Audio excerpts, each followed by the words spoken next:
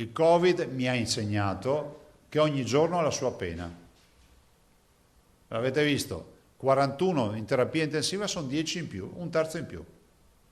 Non è emergenza sanitaria, ma se questo diventa un trend, diventerà emergenza sanitaria. Così il presidente del Veneto all'aggiornamento sui dati dell'epidemia. Attenzione massima alla curva dei contagi perché la pressione sugli ospedali comincia a farsi sentire con 362 ricoverati e 41 in terapia intensiva. 41 non sono un problema gestionale in questo momento, non sono un problema gestionale. Noi abbiamo 464 terapie intensive, le possiamo portare tranquillamente a 1.000.000, tranquillamente vuol dire paralizzare tutta la sanità, ma le possiamo portare a 1.000.000 per salvare la vita a 1.000 persone.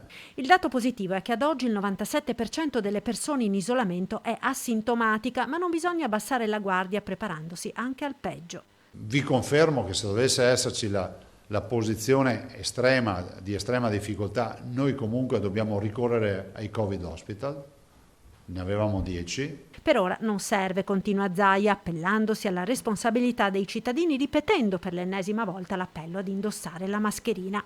Ci sono poi le nuove misure inserite dal governo nel nuovo DPCM per contenere i contagi. La discussione con le regioni è andata avanti fino a notte fonda.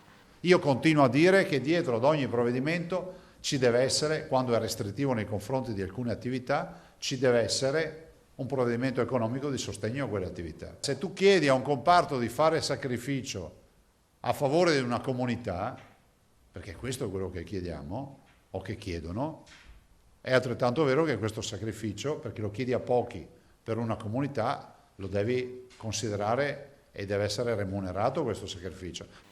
Altro elemento di discussione posto da Zaia al governo è quello degli assembramenti sui mezzi pubblici, ricordando che in Veneto ci sono ogni giorno oltre 700.000 studenti che li usano. Capite che se cominciamo a prendere le ultime 2 classi, le ultime 3 classi, facciamo didattica a distanza, che so, un giorno alla settimana, 2 giorni o una settimana sì e 3 no, vanno a scuola, eccetera, capite che si toglie tanta pressione ai trasporti. Leggo che il ministro Azzolina dice non se ne parla, ok, segnatevi la data e tutto, vedremo. Se le cose dovessero peggiorare magari poi ci ritroviamo le scuole chiuse.